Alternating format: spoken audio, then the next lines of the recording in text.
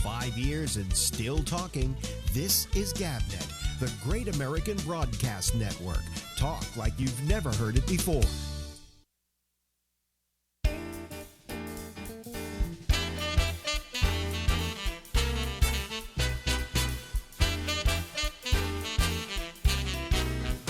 Hey,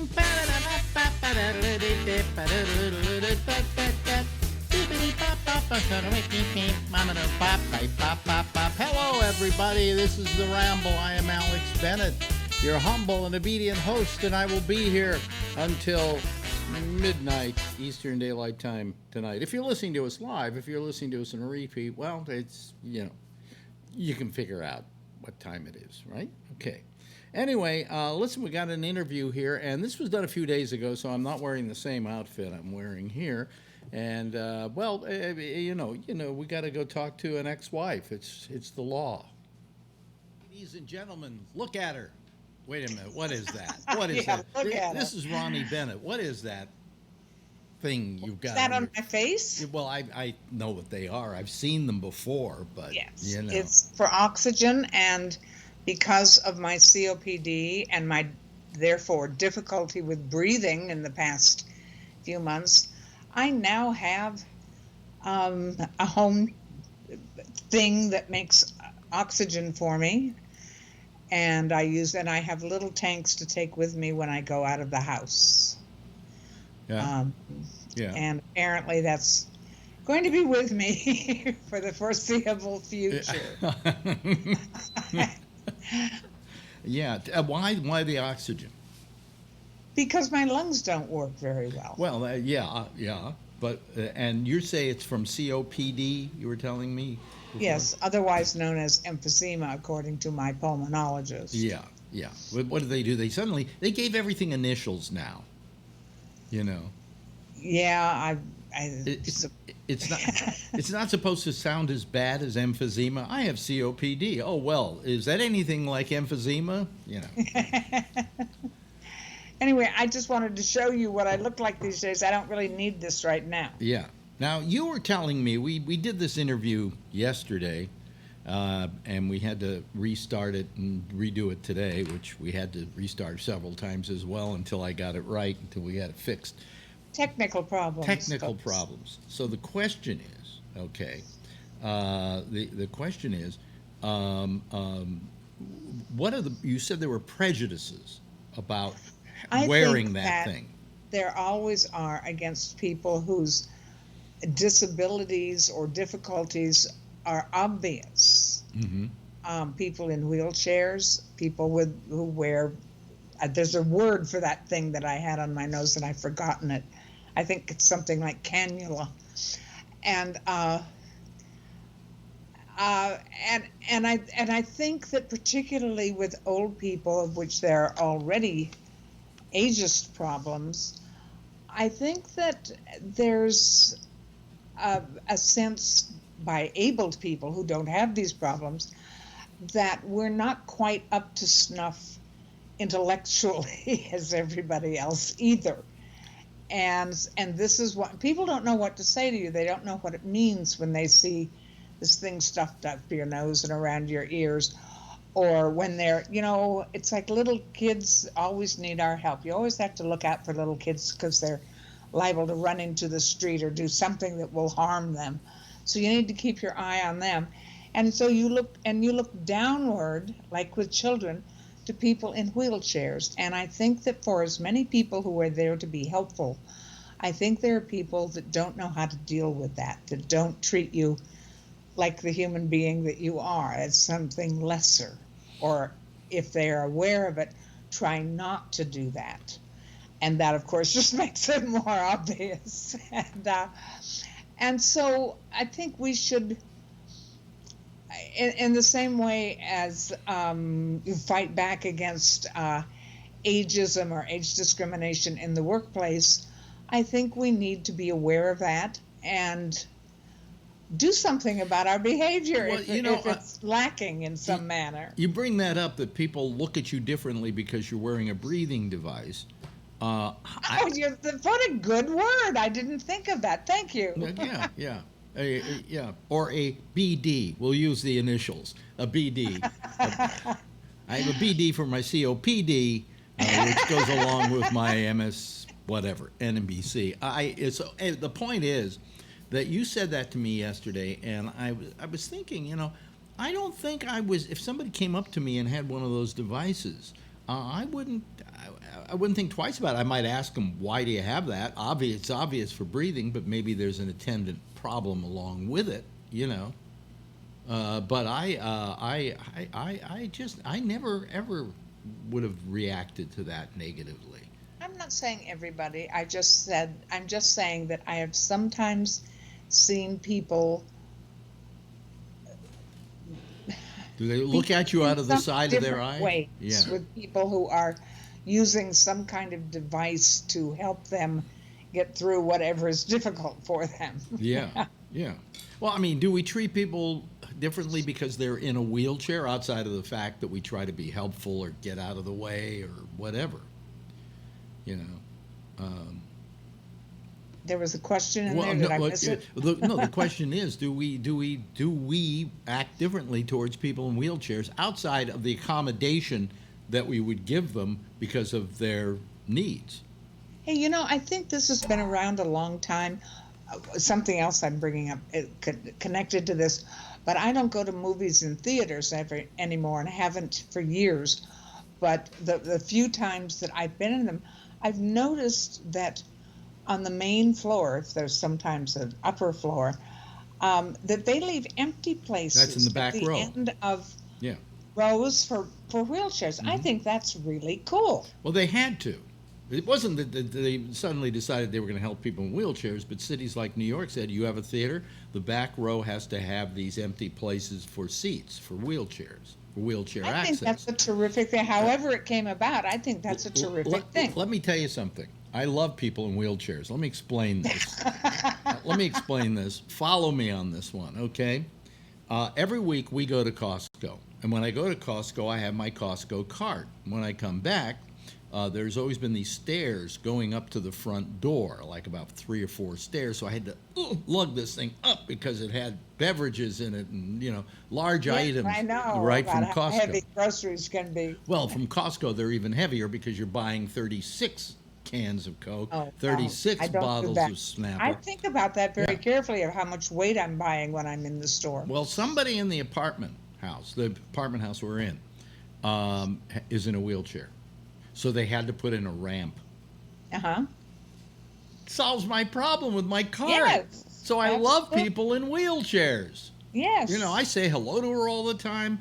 I keep thinking I should say thank you so much for getting the ramp put in because it makes my life easier too, but I haven't done that, Well, I think that anything that's good for old people or people with get-around problems, ambulatory problems, is always good for everybody at every age.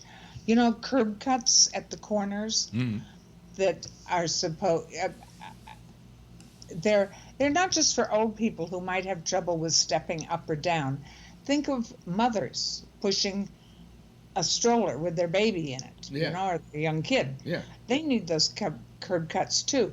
There are grocery stores now that are hanging those plastic magnifiers so you can read the small print on the cans or boxes that you're buying. Some of them are. Wow. And some of them are putting a few benches around the supermarket, which have gotten, the size of Costco, that are benches where people can sit and rest, especially.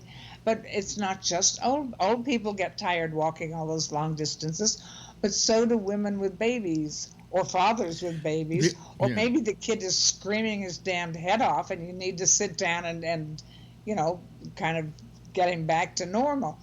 A bench is a handy thing to have in a great big store.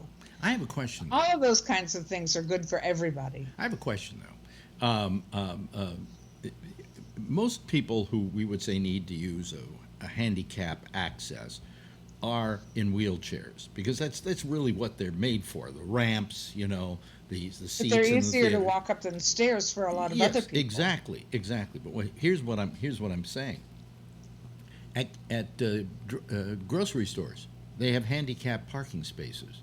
And I'm thinking, they don't need the handicapped parking spaces because they've got a wheelchair.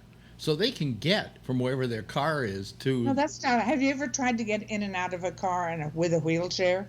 Well, I mean, they're going to have to get out and use the wheelchair because that's the only way they can get around. They need the extra space for handicapped Oh, I spaces. see. Okay, well, that okay, I'll go along with that. I was just thinking that when we're handicapped parking spaces and I was still smoking, that's like 30 years ago. I used to think, I could use one of those handicapped parking spaces because I get out of breath walking all the way from the parking lot to the store. But now that I don't smoke, I don't have that problem. So, yeah. Well, and should you please remain as you are now and not need any help because, now I've got these little tanks that I wear when I want to go out that I can bring oxygen with me. I have I've forgotten the name of what they call this thing, this big heavy thing that it makes your oxygen. You don't need to have tanks brought in every week. But then I do have a tank they left here, a great big tank. They leave here, the guy explained to me that it's for power outages. Oh, and okay. that never occurred to me, and it lasts 10 hours. So I said to him, and if the power outage lasts, like 8 or 9 hours, it's getting toward 10, I'll bet you guys are really busy. And he said, yes, they are when See, that we didn't happens. think about that. Didn't think about that.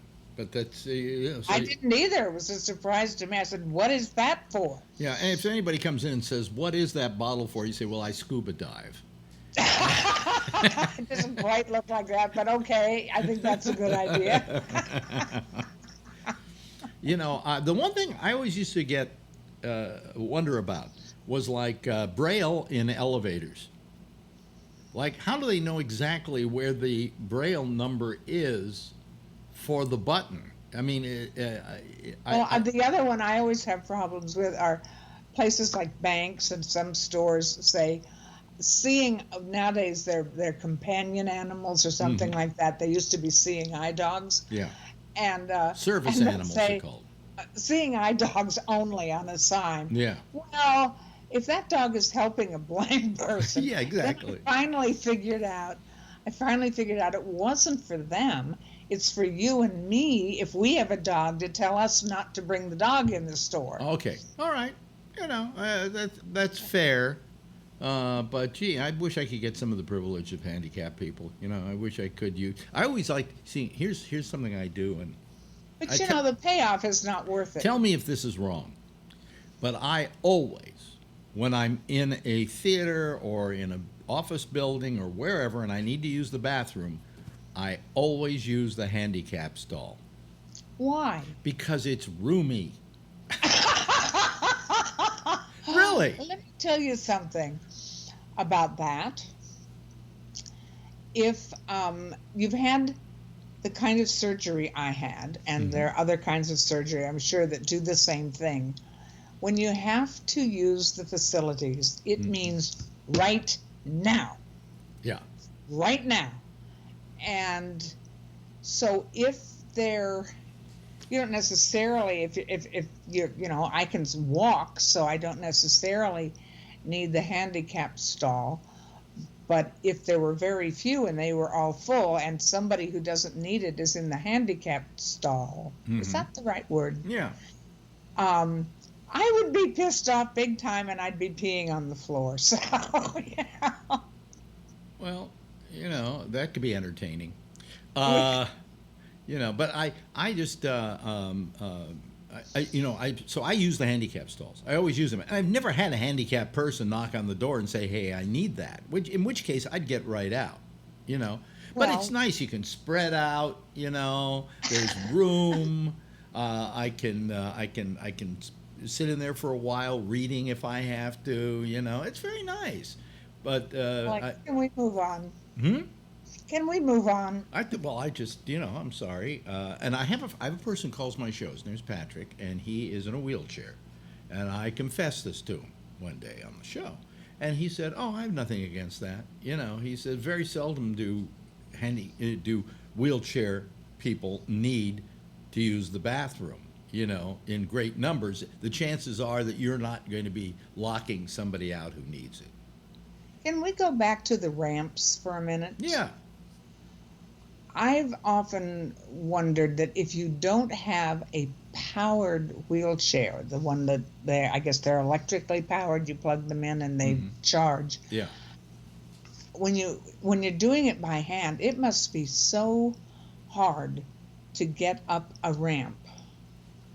Yes. You think? Well, a lot of people today, most of the wheelchairs that I see, like the one in my building, the woman who has a wheelchair, they're electric. It's more common than uncommon for there to be electric. Yeah, However, just the other day at the medical center where I go, yeah. I saw at least two people. Maybe I wasn't thinking about this at the time, so I wasn't paying close attention. But I know I saw two people with hand operated. Could that be because they were using the hospitals? No, it wasn't the hospitals. You okay. can't even you have to have someone push the can hospital wheelchair. Can I say something not nice in this discussion? And that is, I go to Costco, and Costco, if you need them, have carts. Oh, those little carts you drive around. Yeah. My mother used those at the end of her life the last couple of years. And it seems that everybody who drives these carts is terribly inconsiderate and acts like a shit. Okay. Maybe they're bad car drivers too. No, I mean, it's like, out of my way, I'm using the cart, and I'm going, my feet are hurting me. I think I'm going to start using the cart. I mean, they don't ask you, what's your infirmary? You just say, I need a cart. I need one of the accessible carts or whatever they call them. I don't know. I don't know what they call them, but my but mother used those, and this was a long time ago. The last couple of years, she'd had surgery on both of her hips, and it was hard to walk for any length of time. And she used them. The problem with those, my mother at least could stand up. I mean, she wasn't completely immobile. But if you're down there driving this little cart, and what you want is on the top shelf, I'm standing up and too short for the top shelf half the time. But that makes that you have to wait for somebody to come along and say, would you get me the box of cereal? Some people who are wheelchair bound do have like a little thing that they can a grabber. A they grabber. Do. Yeah. I didn't know that. Yeah. I have a grabber from after my surgery because I wasn't supposed to lift my arms too high. Oh, okay. Yeah. So anyway, gosh, I wish I were handicapped. God, life would be so much easier. Alex. Listen, I'm getting that way. My feet are killing me because I've got a peripheral neuropathy or whatever. I don't know. So maybe soon I will be able to use the electronic carts at Costco and go, get out of my way. I have problems. Out of my way. Yeah.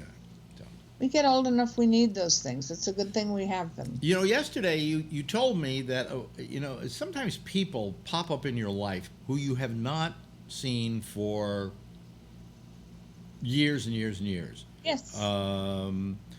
Thanks to the internet, those things happen. Yeah, I'm trying to remember her name right now, but like for instance, remember the guy who was a record promoter in Houston who died of cancer, but his wife died first of a heart attack, and the kid was left as a. I'm in touch with their daughter who came to visit. Well, her daughter came to visit me, and on a couple of occasions, and it's wonderful when suddenly somebody so far in your past appears. And also in that case, I was so happy that her life turned out so well because it was one of the more tragic stories we knew. It was terrible. Her father was dying in the hospital and of cancer at MD Anderson. And her mother, who you think is going to then take care of the kid after the father dies, suddenly gets a massive heart attack and dies. And then a couple of weeks later, he dies, and this kid is an instant orphan. And you and I helped take care of her, and we were there for her. And then I didn't hear from her for years, and all of a sudden she popped back in my life. We've seen her on a couple of occasions, and I love her dearly.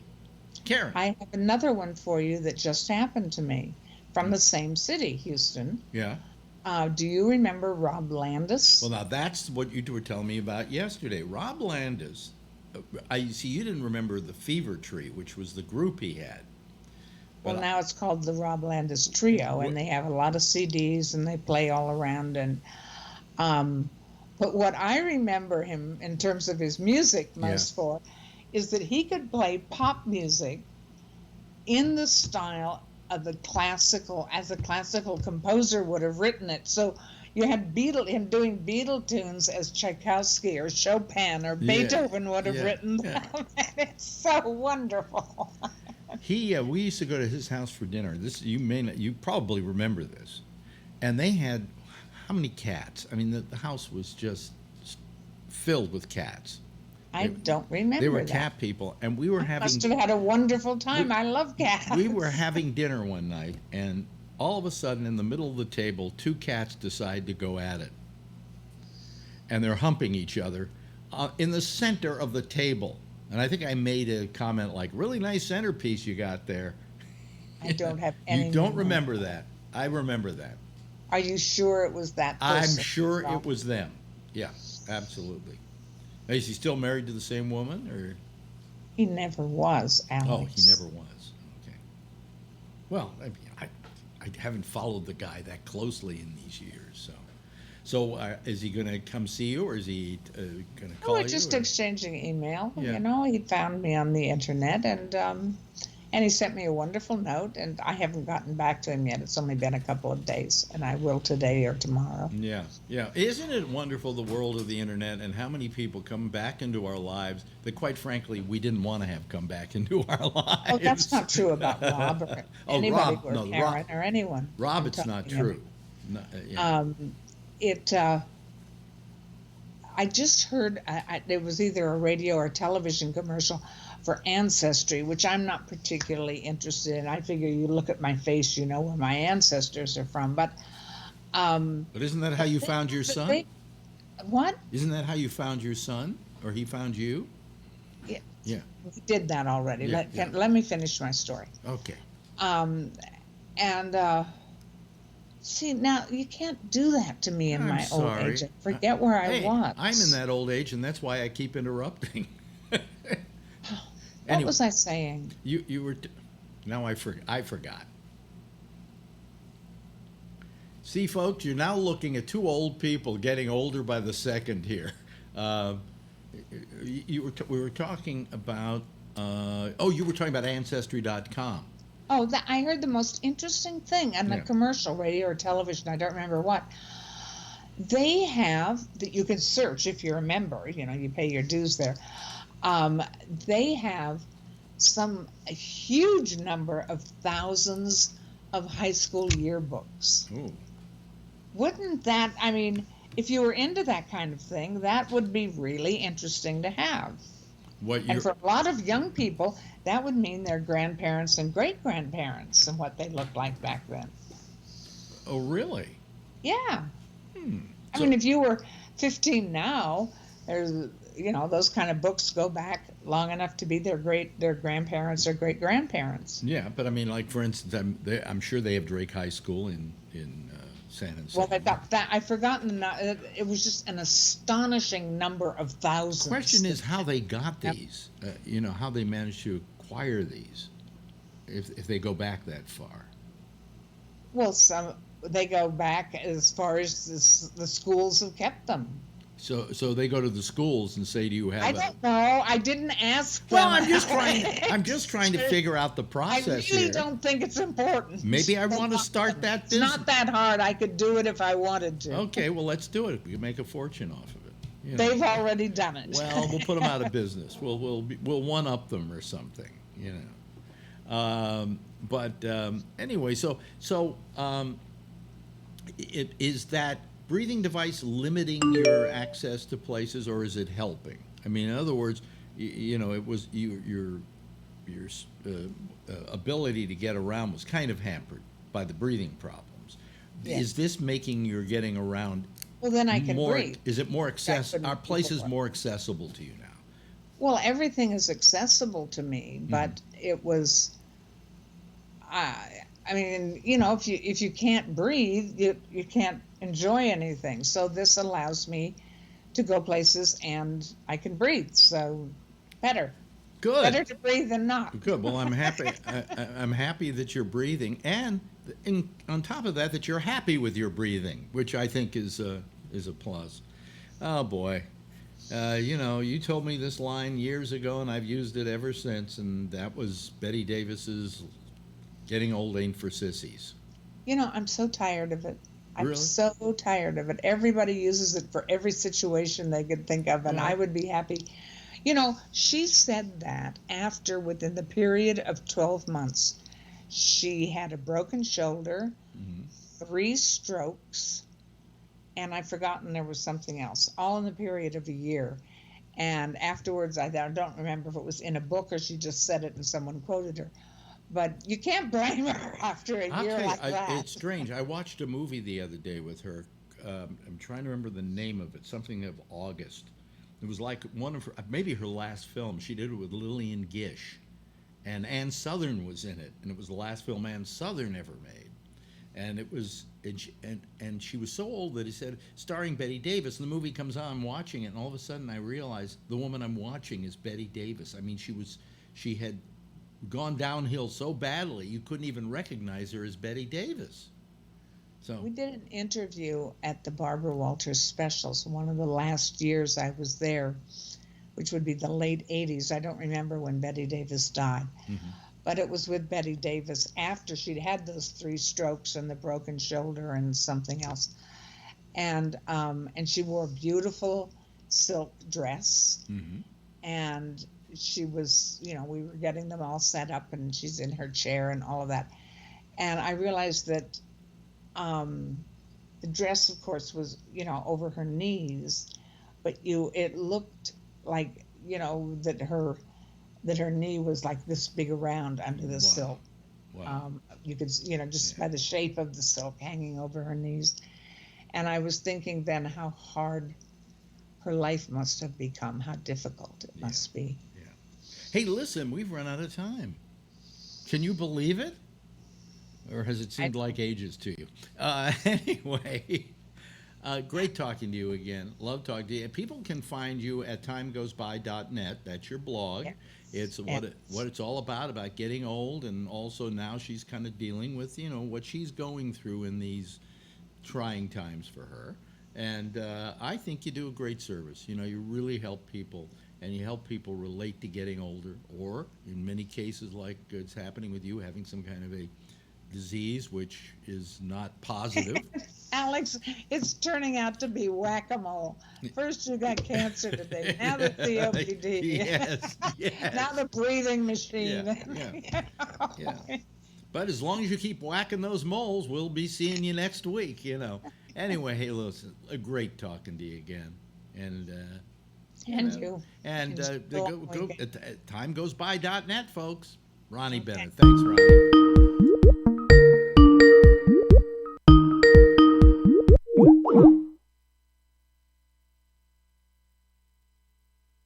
Still talking. This is GabNet, the Great American Broadcast Network. Talk like you've never heard it before. Okay, wait a minute. Hold on a second. Let me go to me. Yeah, that ringing was I can't do it anymore.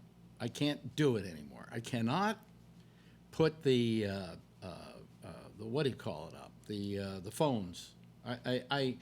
People ring me even though they see that I'm not online, and it'll still ring. And that was somebody trying to ring me here, and we weren't finished with the interview yet. Okay, but anyway, thank God it was at the last moment. So, but because the video is on the same line as the phones are. When somebody calls, that causes the problem. So please, folks, do not call this program. I may have the Skype on here, but I figure that if it says in invisible that you see I'm not on, and then you don't try and call me. Okay? All right. So anyway, that's the way that goes. But the whole interview ran. It's just I had to somehow stop this and stop that, and I'm getting so tired of this. I really am. I'm thinking of going down to 3 days a week. It's one, she was talking about whack-a-mole with your health, that you just seem to be knocking one thing down, another thing down. And there always seems to be another problem here. So anyway, that's, our lines are now open. Okay, here comes Charlie Wallace, ladies and gentlemen. Let me see here. Was Charlie? Yeah, Charlie was up already. You got to kill your microphone, and you got to give us some video there, Charlie. Okay, and you've got. See, there's something coming in there. I don't know what it is. Let me see here. Here comes Vernon Nunn. Let me see here. What? Yeah. Okay. Well, now you're fine. Okay.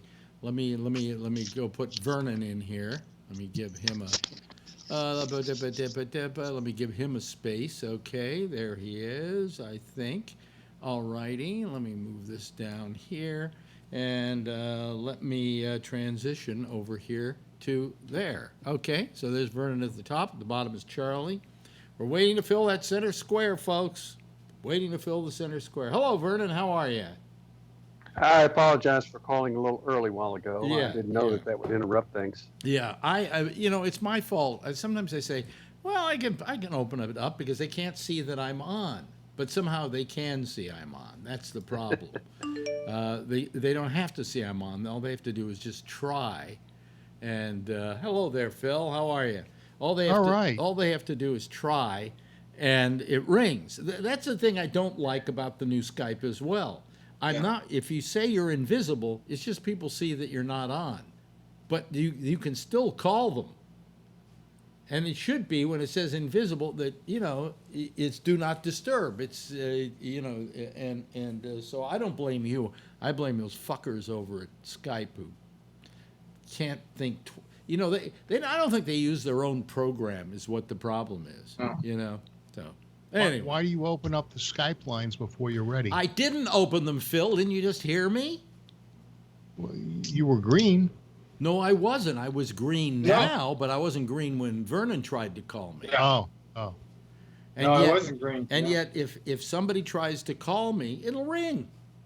Now, shouldn't it, if I'm invisible, not ring? Next time I'll call Phil. I was just trying to set up my camera. Yeah. So it's not your fault, Vernon. It's the fault of Skype. And I mean, how many times do I have to write them another note about how fucked up their program is? When it says invisible, it should be that nobody can call you. But they can't. And I can call you. I don't even have to go online. Everybody can call me anyway.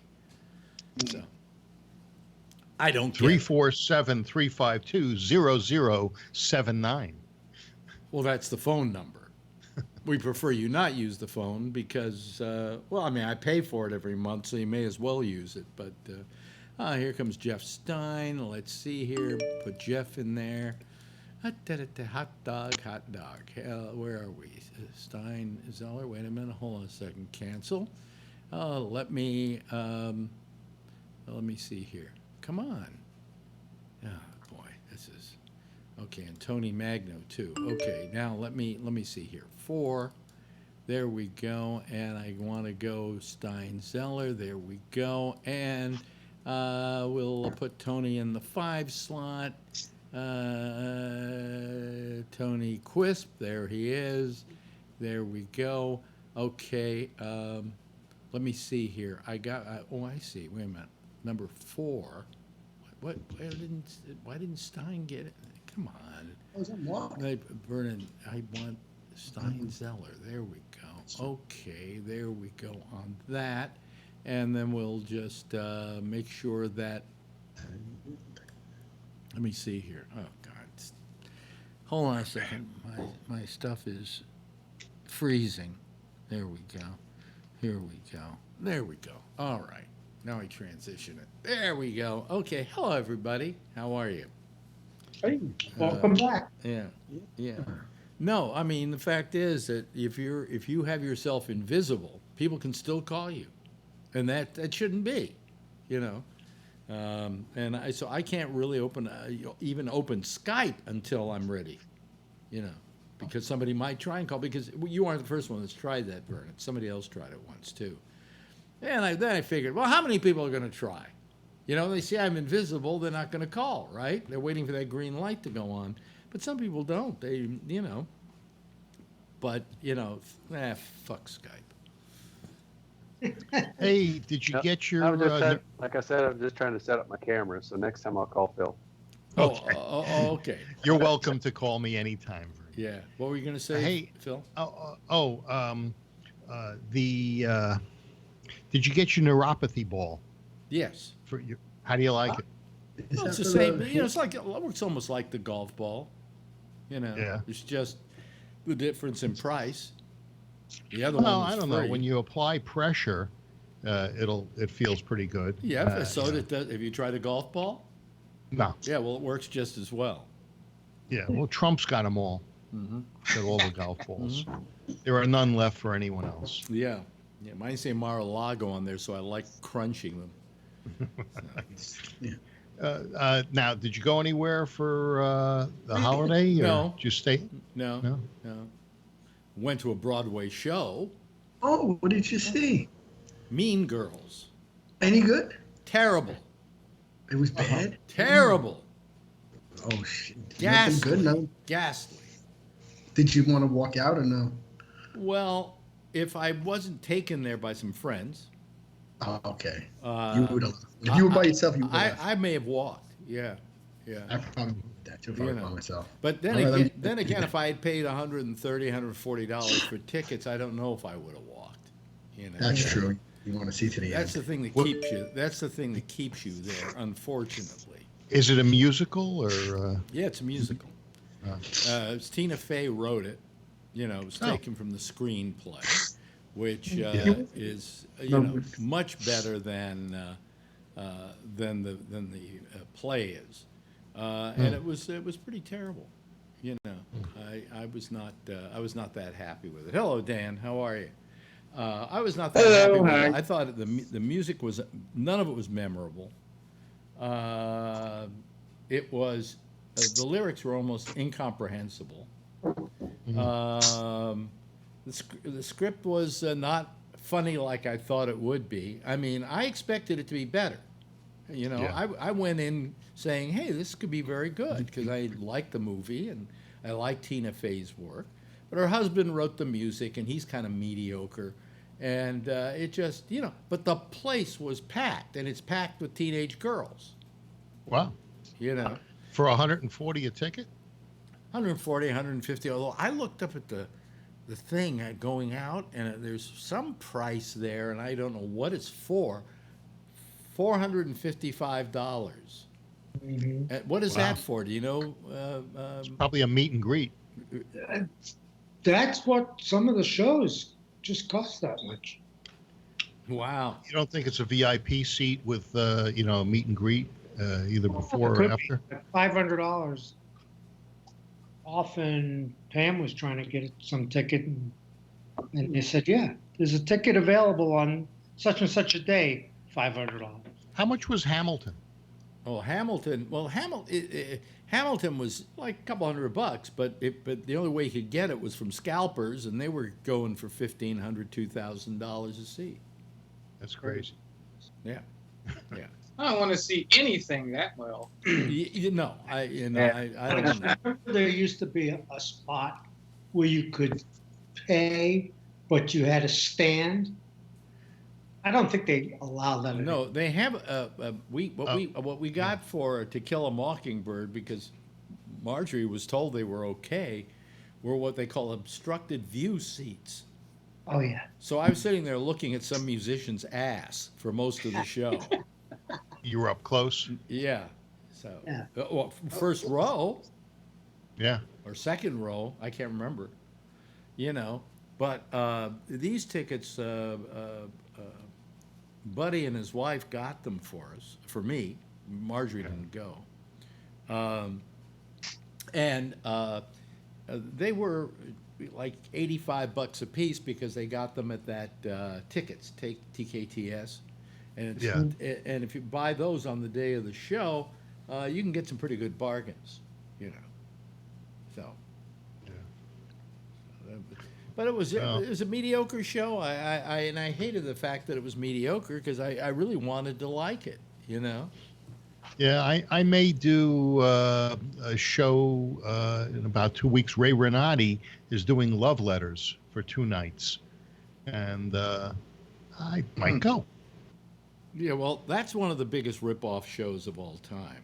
Love Letters? Yeah, 2 people stand there and read stuff.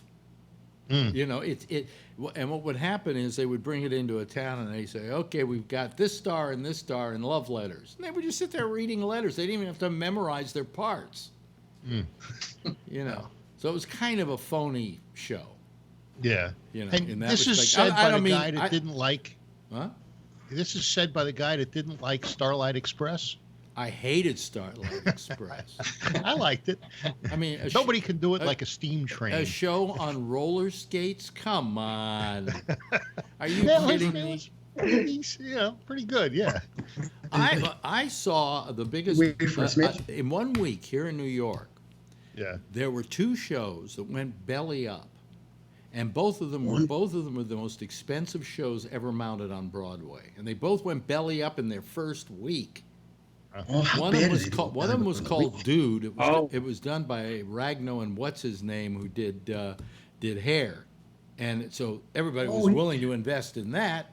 And what they did is it was done in what is now the Ed Sullivan Theater, and they just gutted the place, and then they replaced it with like stools or something or benches and dirt in the middle of the theater, and that thing just absolutely crashed and burned. Okay. Okay. Wait a minute. Okay. Wait a minute. Mr. Ray. Wait a minute. Okay, I couldn't let that go. Wait a minute, Ray. I gotta. I'm sorry. Wait a minute. I gotta put your picture. I gotta put your picture up first, Ray. Okay. Bike crash. You got no bike lanes out there. Huh? He's on a bike. It's worth it. It's worth risking death for this. For this? Because I heard that I'm doing a phony show. Well, it's not like you're going in and having to actually rehearse the thing and memorize lines, right? No, wait a second. No, you're right. Okay, so here's the deal. We're not memorizing it because A.R. Gurney said absolutely do not memorize this. However, we basically have it memorized, and we rehearsed it a whole bunch, whereas the stars who went in and did it on Broadway probably rehearsed once before they went in front of the audience. Mm-hmm. We've rehearsed many times. Yeah, but it's a lazy show. You don't have to memorize anything. You don't have to put costumes on. You're right. Nobody has to build sets. In that sense, sets. you're right, but it's the writing. It's the writing, and it's what you put on. Have you seen Vagina Monologues? No, but I've talked to many a vagina in my time. So that's a read play also, and it's fantastic. Okay. Yeah. And I've also done a play that was supposed to be read, and I memorized it, called The Guys. It was about 9/11. Mm-hmm. It's more work, of course, but I just want to give it like a balanced. I just wanted to keep this fair and balanced. Well, no, listen. I'm very happy that you're doing a show, and I'm sure if you do it, somebody asked me to do it, and I said, sure, I'll do it. It'll be terrific with you in it, but it's still a lazy fucking show. No, I agree. It's not. I agree. It's a lot easier than any other play I've done. Yeah, right. Because I got the words right there in front of me. Well, the idea was, the idea behind it was they could bring in like famous actors to just come in for 1 or 2 nights and just read this thing. That's right. You know. Yeah. So. And the for the rights, when you get the rights to the play, I mean, probably no one would check on us, but it's in there that you sign a contract that it will not be memorized, that it will be read. Oh, really? It's crazy. Yeah, I've never seen anything like that. Wow. He even stipulates how it has to be staged, how people have to walk in on the stage and leave the stage, and you have to do it contractually. It's kind of absurd. Yeah. If you don't do it exactly. Well, fuck him. But it's really good writing. Yeah. Anyway. How can you set that up? You gotta tell them how to read. So he's got to tell you how to read the letter in his play? Like, No. You read it how you want. Although he said no crying. That's all he said. No crying allowed. Why if it wasn't so bad? No, it's written really well. I mean. Oh, it is? Okay. Oh yeah, the writing is great. But yeah, I mean, it is weird. Alex is right. What other shows has this guy done? A show where you read the telephone directory? Oh no! All his other plays are.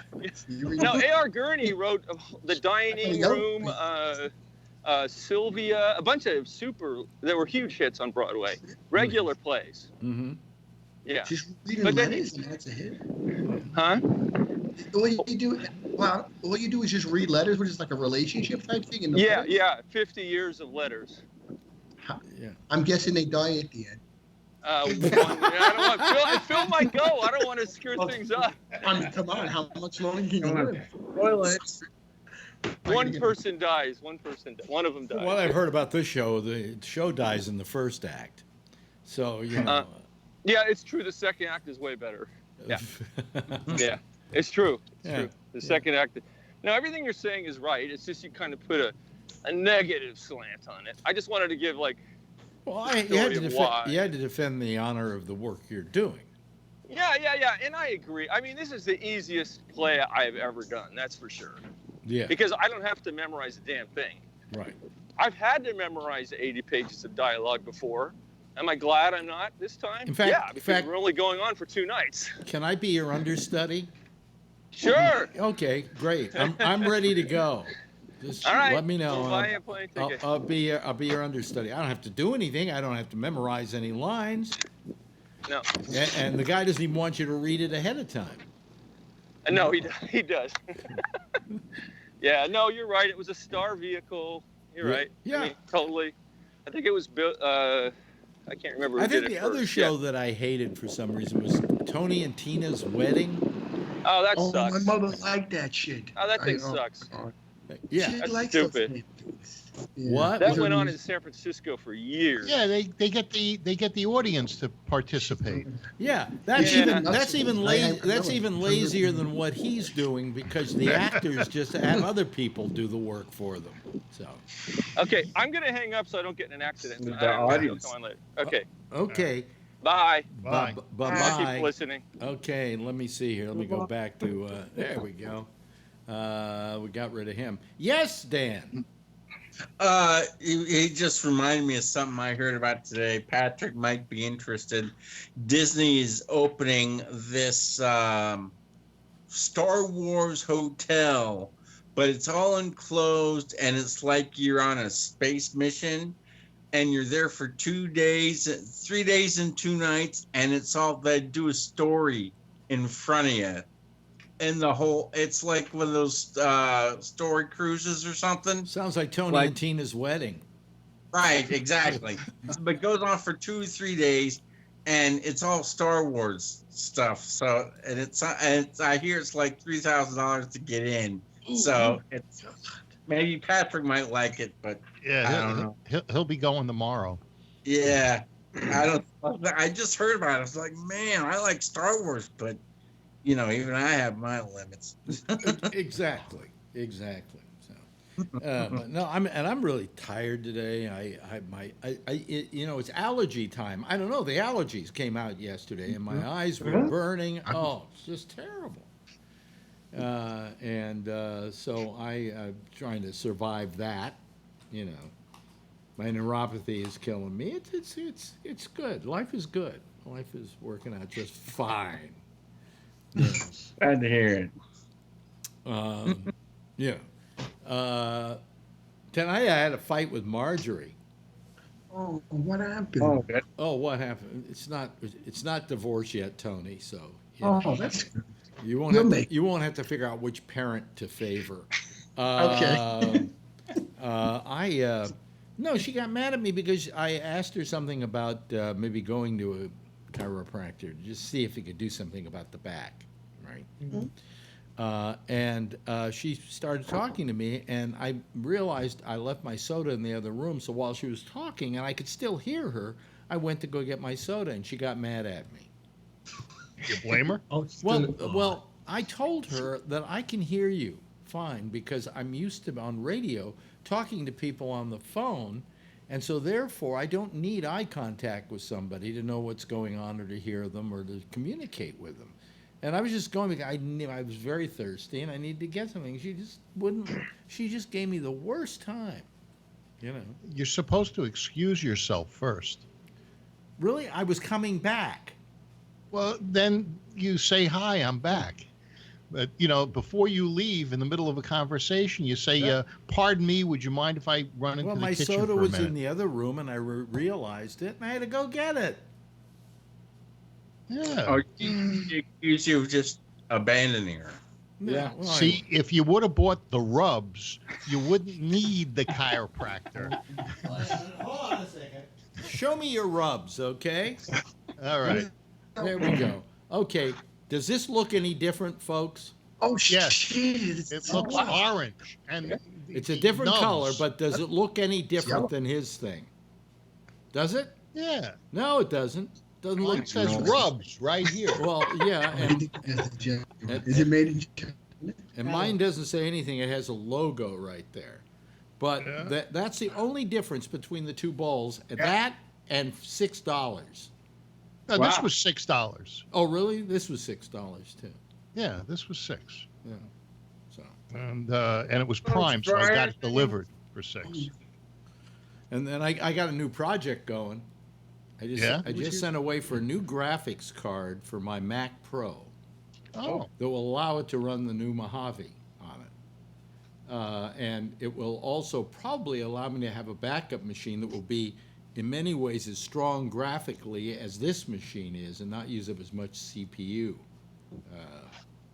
you know, in doing video. So, you know, or GPU, or CPU. I don't know, CPU, GPU, whatever. So I'm gonna give it a try. I install it. You know, I used the rest of my American Express points, so it's only costing me $100, and I'll give it a try. It's too bad, you know, for that machine, you didn't get that 4 terabyte SSD drive. Well, look what Jeff has. Yeah, Jeff. Yeah. What brand now, is his is different. It's got pointy things. Mine is squared off. Huh? It doesn't have any name or have a hole in it. Yeah. That's where they hide the drugs. And the better stuff is this. Ooh. Oh, I want one of those. Oh, wow. Oh, is that for the foot? Yeah. Wow. That would be a lot better than what I have, because what happens with these things is you use them, but they kind of get away from you. That's right. Well, they can. What is the name of that? What's the name of that one? No name.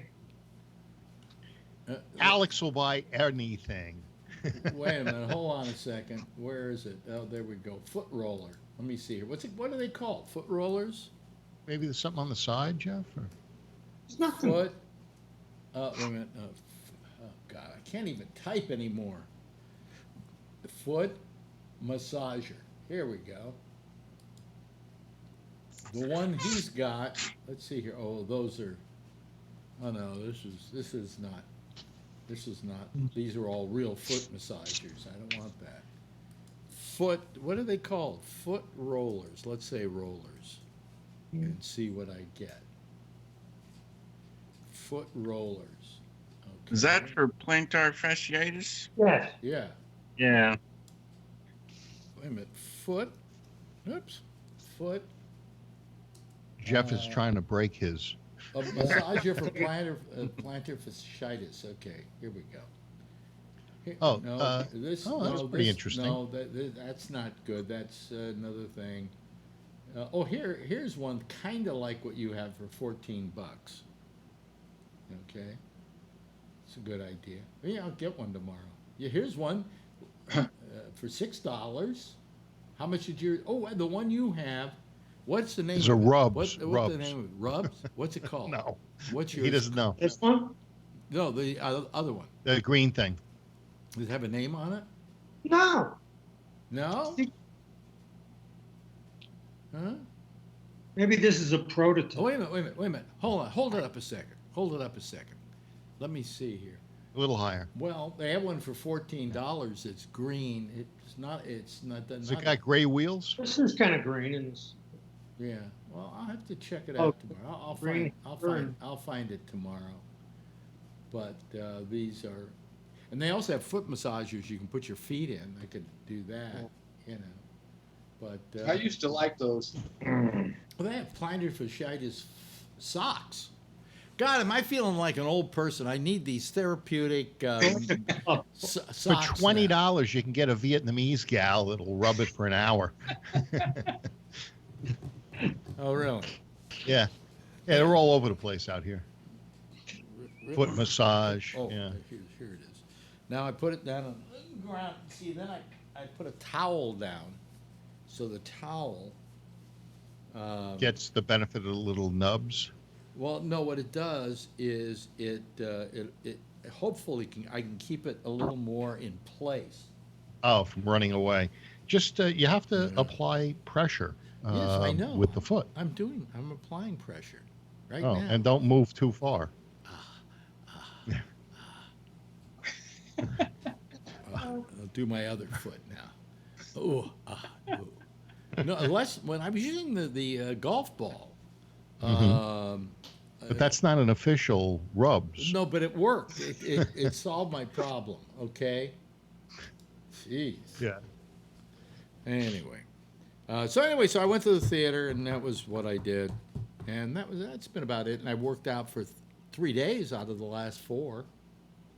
Nice. Pretty good. Plus, I added to it a half a mile walk. Hey, I may be the curse of GabNet. Why? Well, the area of the Bahamas. Wait a minute. To begin with, you may have been the curse of GabNet?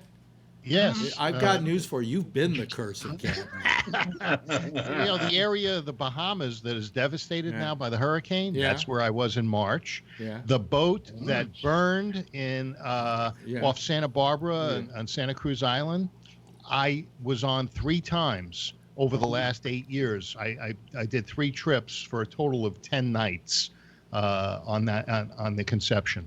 Uh-huh. Are you going to try the 4th? Not anymore. Now they have 2 other boats, but I'm wondering whether they're going to be in business in a week. Well, they better lawyer up. Oh yeah. And you know what? They're the nicest people. They did everything 100%. I don't know what happened. Although I just heard on CBS TV News that they think the fire started on the 2nd floor, and the 2nd floor was where the salon is and the galley. And but the only other thing is they said the whole crew was up at 3 a.m. making breakfast. It's strange because on the 3 trips, I get up early. I get up supposedly the way the accommodations are, they're very cramped and tight and down. Only the bunks. The accommodations are down in the front. So in the bow, you've got a center section and then bunks that are on the walls of the bow. And kind of sounds to me like steerage in the Titanic. It is like steerage. And once I was in the bottom bunk on one of the trips and I sat up. Yeah. Well, there isn't enough room to sit up. So you smack your head. And it was just, like the middle of the night, I had to pee. I go, boom. And but start when everyone is asleep? Yes. But I was saying that the crew said that they were all up preparing breakfast at 3 a.m. And I was saying that I always get up at 4, and I was always the first person up because I would make coffee. And then about 15, 20 minutes later, the cook would come out and start puttering around, but nobody else was up. And that's 3 trips, 10 nights, 10 days. And that was common. It was just, that's the way they were. And so for them to all be up at 3 a.m. making breakfast, it just didn't. That's early. Yeah, something doesn't add up. What do you think was happening, fella? Well, I thought that what happened is, you see, on these boats, they do air fills for the cylinders, and they have nitrox. Nitrox is a higher level of oxygen. So what they do is they mix the two to get the higher percentage of oxygen. So you have these oxygen tanks. And those oxygen what? Tanks. You're welcome. Tanks a lot. You're welcome. And so anyway, a week before, someone else on Facebook said that they were having problems with their generator, and this guy was on that boat. He just posted something. Mm-hmm. So I assumed that maybe there was a spark from the generator that ignited an oxygen tank and it blew up. But according to the news tonight, they're saying it started on the second floor, and the second floor is just the salon, the galley, and the apparatus where you fill the tanks, but not where the tanks are. Okay. Tanks are actually lower than that. The good news is they were just scuba divers. So, yeah. Well, it's just, some of those people. I didn't know any of them.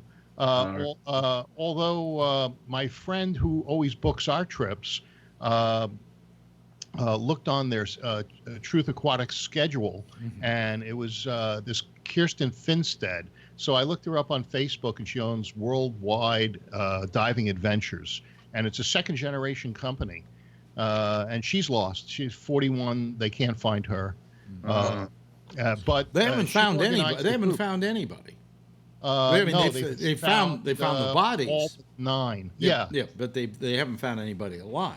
No one alive. 34 people died.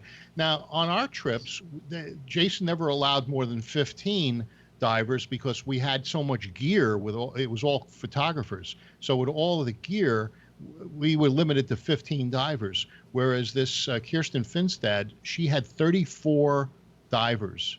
I can't imagine. I've been on that boat 3 times. I cannot imagine 34 divers on that boat. They were probably stepping on each other. Neither can I, Phil.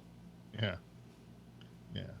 But it was a terrible thing. By the way, a couple of pieces of really good news. Number one, we hit our 800th subscriber to the YouTube channel. I knew you were around 796 the other day, and somehow we got 800. And very good. Everybody who's listening to us right now, you should tell your friends they should subscribe to the channel, because I would love to hit 1,000. Because at 1,000, I get a lot of privileges. Yeah. Well, you start making money then, don't you? I can start Do you making get a money plaque then. or something, or some sort of medallion? No, yeah. Sergey Brin comes out and blows me. Yeah. Well, by the way, I hate to say this, Tony, but your lens is getting dirtier than it has been. It's blurry again. You need to clean it. It's kind of a little like that smoky lens effect, like they did. Benny Crisco. It's kind of the lens they put on the camera for Lucille Ball when she did her last series. Yeah.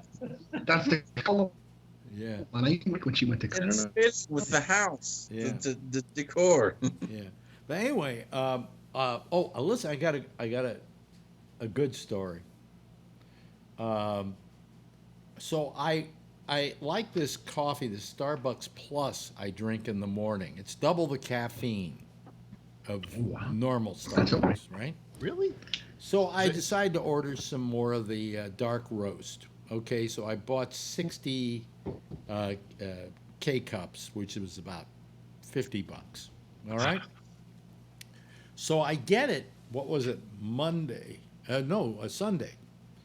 And I bring it up, and I open up the box, and here are all these boxes of Starbucks in there, because there are about 15 in each box. And it says Verona. It doesn't say... That's a weak one. No, it doesn't say plus. But the Verona is the blonde Yeah, one. but it says plus. It didn't say plus. It said Verona. Yeah. So I call up Amazon, and I tell them, hey, I ordered the plus, and you sent me the Verona. And they went, oh, well, we're sorry about that. We'll send you another, we're sending right out another one of the plus. It's free, and keep the one you got. Mm-hmm. So I've got 60 K-cups of the Verona, and now I'll get 60 K-cups of the plus. I'll probably never drink the Verona, but I'll drink the plus. So now I get the next box yesterday.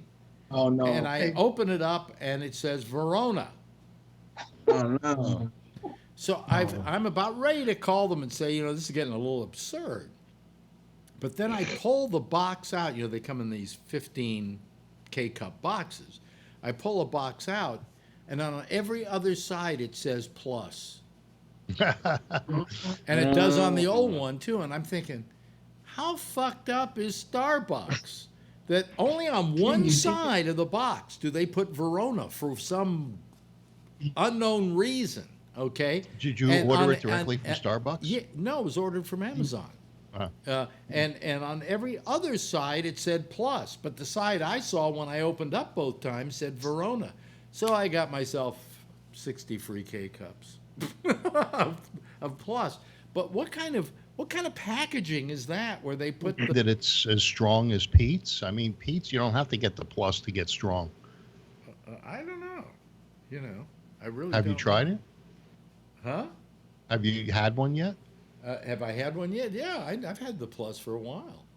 Yeah. And I have Pete's too. This is Pete's I'm drinking here. But yeah. I mean, I just kind of if it's going to be Starbucks, give me the plus. Okay? Yeah. I don't like the rest of their stuff. See, I get the Major Dickinson Pete's for the store for my office, and then everybody else gets the Costco brand, which is the San Francisco Bay something or other, and you get 100 to a box for $29. So I rat hole the Pete's, and then when I go to my coffee machine, I stick the Pete's K-cup in, and everybody else gets the other Major Dixon's blend I don't like, though. I found better. Yeah, there is better, but not at Costco. Big Bang is better. Big Bang is better, and then the Tierra del something or another that's what I'm drinking here. That I get the ground, and then I put it in a reusable K-cup. Yeah. I like polluting the environment. I always get the plastic. I know that. But there's always. I expect that from Phil, but not from Alex. Well, there's no. I wasn't doing it because of the environment. Fuck the environment. I hate little animals, and I don't want. I don't like the air to be clean because I like to work harder at breathing because it makes the heart race. Anyway, you guys. Wait a minute. Let me finish. Sure. So, but the reason I use the redoable K-cups is I can use the ground coffee, which tastes better. There's an entirely different taste because when you have it in the K-cups, you are getting a little bit of that plastic taste from it. So. And you like the plastic? I don't like the plastic. I mean, plus, have you seen any of the documentaries about the islands of plastic out in the? Yes, I have. That's why I refuse to use plastic straws. And I even have my water in these containers. This cap is plant-based and biodegradable, and the container is also it's sort of a paper. And I refuse to use plastic straws. In the immortal words of my friend David Feldman, all those plastics out in the ocean are biodegradable. It's just you're impatient. Yeah, 2 million years, I think, is the half-life, huh? No, I mean... I'm going out with the straw. 3 years. No, but little animals and stuff like that eat the stuff, and they die of, plastic poisoning. They were talking about releasing a bacteria to eat those plastics. Well, there are all kinds of ideas, but nobody seems to have come up with a good one. The circle of life. Yeah. Well, the problem is when you introduce something like that, there are other things that happen down the road that fuck up other stuff, and Why are we dumping plastic in the oceans? We're not. The Chinese are. No, it's not the Chinese. And medical waste.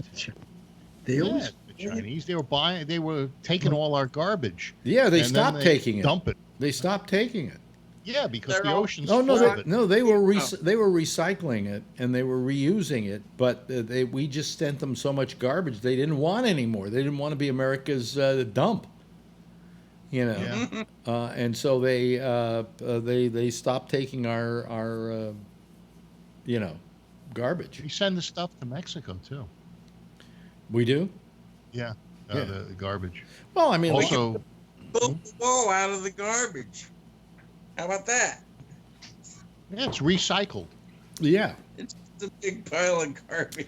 So did you hear about Walmart? Yeah, no more ammo or guns. No. They're selling guns. No, they're going to sell out of it. As soon as they're gone, there'll be no new ones. No, they said they were just not selling ammo. No, guns and shotguns, and they're also changing their policy about people bringing guns in and wearing them. Store, yeah. Well, they can conceal them. I'm not sure, but they don't want open carry. They don't want open carry. I would feel safer with open carry than I would with concealment. Well, no, because Texas is the big open carry state, and both El Paso and Odessa, the open carry, the whole good guy with a gun open carry thing is just out the window. Because you saw how well that worked, and exactly. Yes. The guy mistaked it. Odessa, Texas. He really meant Odessa, Russia, and he just didn't know where he was. They said he was mentally unstable. That's why. Oh well, I would correct me if I'm wrong, but a guy takes a gun and he goes around shooting up people, and I don't think that's a sign of sanity. Okay, No. All right. He called the police twice. He was in a postal truck too, they said. Well, that's fair. No, he stole the post. He stole the postal truck. Yeah. He wanted to be authentic. You want to be authentic. I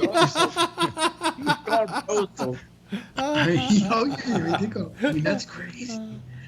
Yeah. Yeah. I mean, with the mailman. But what I heard, here's what I heard: Walmart isn't selling. Is going to stop selling ammo, but they're not going to stop selling the handguns. Now, one of the reasons is they were holding on to selling the ammo and selling the guns and everything else until some guy walked into one of their stores with a gun and started shooting up the place. Yeah. And all of a sudden they decided, gee, we better do something about this. But what they're doing is they're still selling the guns, but they're not selling the ammo. And there's something kind of wrong about that. Correct me if I'm wrong here. I don't think you're right. I think they're going to stop selling the guns as well. No, that's not what I read. Eventually, but not right away, because Trump supporters, they got to decide whether to boycott Walmart now. Oh my God. Trump supporters boycotting Walmart. That's I can't think of a good analogy. That's like Trump supporters boycotting missing teeth. Right. And as someone missing my tooth, by the way, I gotta get this implant put in here because this food is just getting stuck up there. I mean, whole lunch meals are getting stuck in the gap. Is that 6 months before you can get the next step? Well, no, I can get the next step now, but here's what happened. I went in to get the implant, and she did some x-rays and said, we got a lot of work to do first. Oh, shit. That's more important than that. We better get this stuff because this could go to root canal very soon. And she did like 4 teeth in my mouth were done. And so I ate up. Here's the best part. I don't know if I said this the other night because I went in on Wednesday. Yeah, I went on Wednesday. Well, I didn't mention it, I don't think. But she has been working at using up my insurance money, So she says, let's leave as little on the table as we can possibly leave. So I go and I get this crown put in.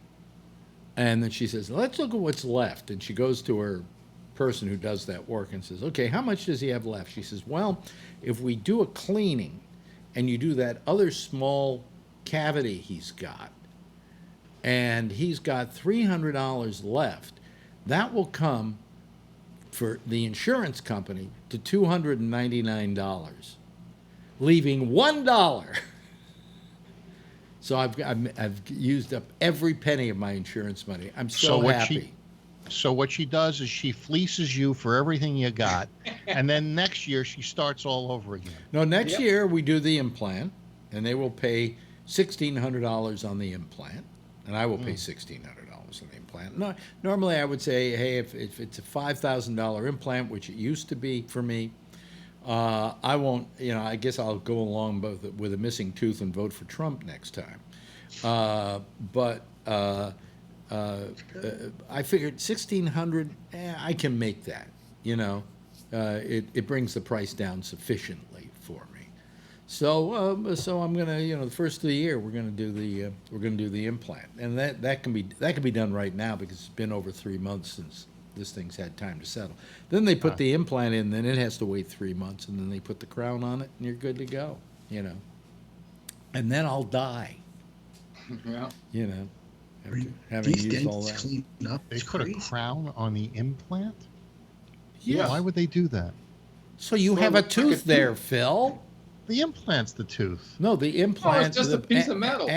Oh no, that metal is the stud, and then there's a material that they use in a special laser kind of thing, and it cuts the tooth to exactly the way it should be, and then it's inserted on the post. Yes, but yes, that's exactly what you do. But the implant is a post. Yeah. And then they put some little extra added thing on the post once they're getting it ready to do the, and then they put essentially what is a crown in there. Yeah, kind of. Yeah. The whole thing is the crown. And they take this material, and when they put it in a special kind of oven, the material turns to a different kind of material that they can. I don't know what that is, but what I do is get a crown. I've had it done before. They send out, and the company makes a crown that is specially made to fit on an implant post. Yeah, it's all part of a system. I had a friend that worked for a company. It's no system. It's basically what they're doing is they're sticking a piece of metal in your jaw that the tooth is going to stick onto, and then just like even if you had a root canal, they would put a post in there. This kind of is the post, only it's a different kind of post because they've screwed it into your jaw. Yeah, I had a buddy that worked for a company called Ivoclar Vivident, and they made the machines and the crown thing you're talking about. That's what they made and sold. And the oven that would change its molecular structure. Yeah. But I had a girlfriend who used to deliver those. She was in college, and she had needed a job, and she delivered those things to dentists. They come with pepperoni? No, crowns. The crowns. And so she said, "Do you know how much a crown costs?" And I said, "No, tell me." She says, "Half of whatever your dentist is charging you for it." Do you know that thing? In other words, they charge for it, and then the dentist ups the charge 100%. In other words, if it's if it costs them $500 to make, the crown is $1,000 when your dentist puts it on. That thing that goes on the post before they carve it into the tooth, or the cap as you call it, crown costs $35.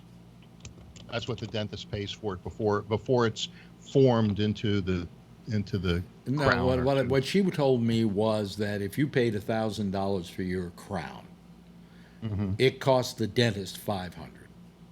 So the dentist is to the really lab.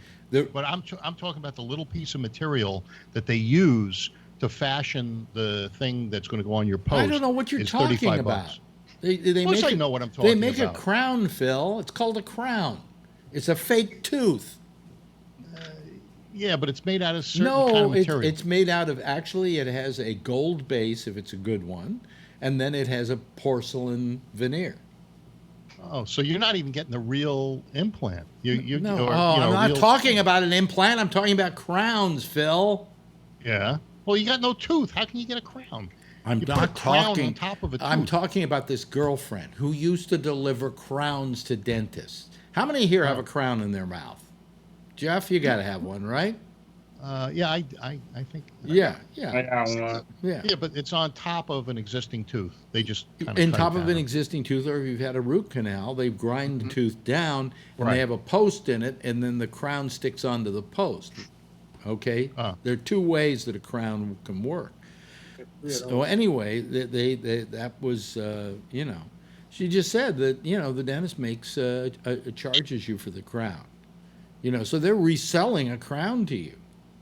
Well, that's their business. That's why I felt it would be great if we were allowed to what do you call it? Unlimited free dentistry? Well, no, if you could go to a store or a storefront that's called Teeth or Us or something like that, Crowns or Us, and you could buy your crown from another party, and then that could be a very competitive business, so that you could get it for a lot cheaper than you get it from your dentist. Yeah, but try to get it fit on. I mean, if somebody comes to me and says, well, I bought my carpet from so-and-so, can you install it? No.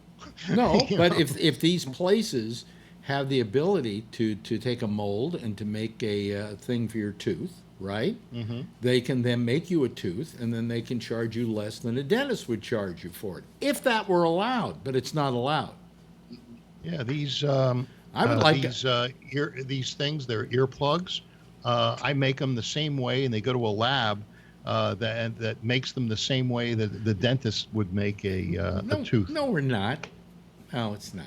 It's yeah, different. It's different. It's much more technical. I squirt it into the ear. All I'm saying I make an is, impression. You don't get what I'm saying, Phil. I'm just saying we could have it be a very competitive business, because there's nothing special about, all your dentist does once they've done whatever they had to do to the tooth, okay, is they make a mold for the crown and they send it off to somebody who makes the crown. If you could have a company that you go to make the crown, what are you giving me? No, Dan. Dan's gone. Dan left. What happened to Dan? He got scared away by the wallpaper. We lost him. Oh, look. I think he was trying to do something, and he may have touched the wrong button. Yeah, I think so. Yeah? Okay. How you doing there, Vernon? How was your weekend? Actually, I was sick most of the weekend. Really? Some kind of respiratory infection going around our city. Oh, wow. Happy holiday. Happy holiday. Yeah. Wow. I was hanging out with communists. You were hanging out with communists? Yeah. What do you mean? The ILWU union. International and Workers Glover. of the World. Huh? The International Workers of the World. Yeah, they're the guys who unload the containers. Yeah. And so anyway, they don't want the Oakland A's to move their Wait a ballpark. minute. The ILWU is the International Longshoremen Workers Union. Yeah, that's what they are. The longshoremen. Well, that's not that. It's not the Workers of the World. I don't know the difference. I don't like unions the anyway. The Workers of the World are called the Wobblies. Oh, well, this is the longshoremen. And so they put on this public gathering, and they had Danny Glover there as their keynote speaker. Mm-hmm. And basically, all of these guys are straight up commies. They don't like charter schools, that's for sure. But they don't want the A's. I don't like charter schools. Does that make me a commie? Yes. I hate charter schools as well. Does that make me a commie? Yes. Mm-hmm. Okay. Yes. Charter schools have not proven to be any more effective than public schools. Actually, less effective because they're not. Yeah. They don't have the oversight that the regular schools have. You mean the ton of administrative people that are nomming all the money? Yes, the stuff that makes sure that there's don't get paid anything. To make sure that the kids are being taught. Okay. Charter schools pay teachers worse than the public schools. Yeah. Do they have as much administration as the public schools? These administrators, they're making hundreds of thousands of dollars a year. Because a charter school because a charter school does it on the cheap so they can make a profit. Yeah. Yeah. How come Jerry Brown was so in favor of charter schools when he was the mayor of Oakland? And he's one of your types. Well, I don't think that he was for it as much as he was for adding it to the mixture, to making them available. But that the fact is that if in any way charter schools impinge upon the money and everything that a regular school gets, then I say it's wrong. And the point is that's exactly what's happening. That public schools are being hurt by the charter schools who are doing it more on the cheap, And I just think that the public schools. Hey, I'm a product of the public school system. So are you, Phil. We didn't do too badly. Yes, I think first Phil had his hand up, and then Vernon. Yeah. Well, I forgot. Okay, Vernon, take it. I'm a product of the public school system too. Yeah, yeah. And I got a master's degree in electrical engineering, and you know, I'm not on the public dole except for what I paid into Social Security. Yeah, yeah. That's not dole. Yeah, yeah. I was the part of the class that made the top half possible. The bottom half. Yeah. Well, we thank you for that. Yeah. It helped the curve. But I mean, I just I feel that yes, I think charter schools probably should be allowed to exist, but not where they gut the public school system, and that's what they're starting to do in a lot of states. I remember what it is. California spends, I believe, more per student than any other school system in the nation, but we're like 47th in the nation for results.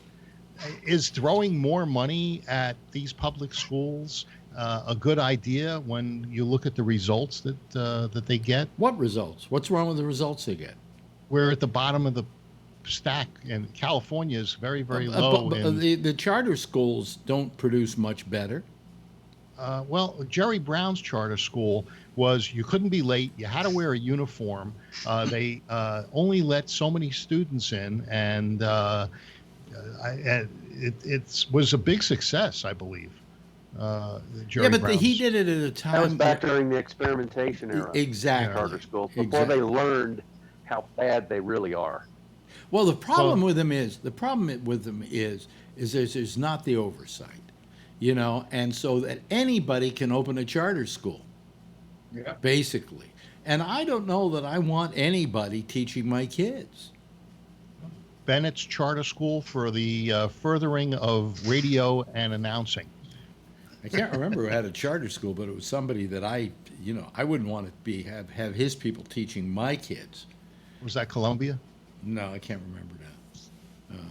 But School of Broadcasting. No, that was a charter school. Yeah. But I mean, I just I just find that it's the whole idea of charter schools is not good. It hasn't proved to be. If it proved that they were better schools and that people were getting a better education and so on, but that isn't the case. They're getting a worse education in many cases, and there isn't the oversight that a public school has. And a public school teacher has to have a certification, has to have a credential, has to have a master's degree. Well, they don't have to have a master's. Yes, they do. More if they get a master's. Yes, they do. They absolutely do. My sister's do. Going to go back, Alex. She's got 5 years. She went back to teaching. She needs to get her master's completed within another 3 or 4 years. Mm-hmm. And you can only teach with a master's. She can't teach high school, Phil. No. So they give you a win. No, because you need a master's for high school. Really? She's teaching elementary. She's in first grade this year. That's right. She's going for her master's. And yet you don't have to have a degree in anything to be a teacher in a charter school, I don't think. I thought in my school you had to act like Caligula to get to be a teacher in that school, and then beat the students until they gave up. No, that's the Catholic schools. And I graduated in '72. And they used to do things differently. I remember in grade school, the principal had a paddle hanging on his wall, and he used it. Luckily, not on me. I only had to sit there. Well, yeah, but all I'm saying is that the teachers in public schools, the credentials are far more rigid, and the requirements are far more rigid. Now, Dan is a teacher. Oh, yeah, are you Dan. telling me that if Dan Myers could teach? Is Dan's not back again, is he? He's still frozen. No, not yet. What happened to Dan? I don't know. Let me see here. Hey, the YouTube is frozen. The YouTube's frozen? No, it's not. Dan was a teacher. I wonder what grade he teaches. Did he teach social studies? No, actually, it's not frozen. No. Try refreshing it. We should quiz him blank polo, see if he knows who it is. Like, we used to drive our substitute teachers crazy, Alex. We used to drive them nuts. I found that it got hung up a couple of times tonight. They may be having some problems over there at YouTube. Yeah, but anyway, I mean, I think that it's that we can't. The thing about the what do you call it, schools, the charter schools, they suck. But anyway, go ahead with your IW. Your Oh, well, it was a very interesting time. We know John Perulis did the live streaming, and I took the still photos, and it was, I got some good shots. I was able to get up on the stage, behind the stage. What are you shooting? A bunch of longshoremen, for Christ's sake. Well, I was shooting longshoremen, but I was also shooting Danny Glover. Well, you can come to my apartment house. You can shoot Danny Glover. That's he lives in your apartment, but he also lives in San Francisco. He has an apartment in this building. Oh, wow! Yeah. I didn't know. Yeah, I've never seen him, but so does Diana Ross's daughter, and I've never seen her either. So. Yeah. Let's go. Let's see if. And I put in my new Linksys, whatever it is, next. Oh, the router. The router. It went up to 200 down and 30 or 40 up. Yeah.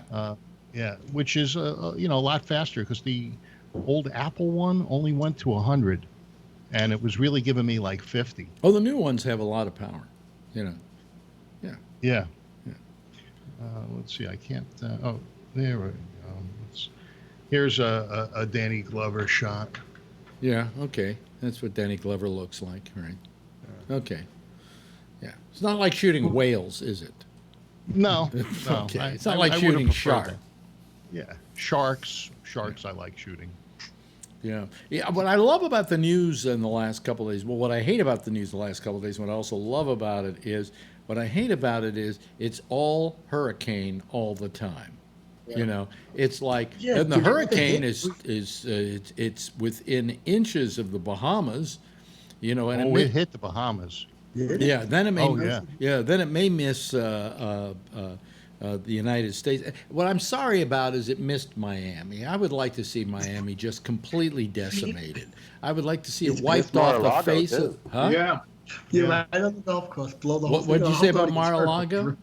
Yeah, it was supposed to hit at West Palm Beach. That area was where it was going to hit. I don't want him to get hurt. Maybe his whole place falls. It didn't. And sadly, they evacuated Mar-a-Lago. Well, then it could fall down. Well, they should never let anybody back in again.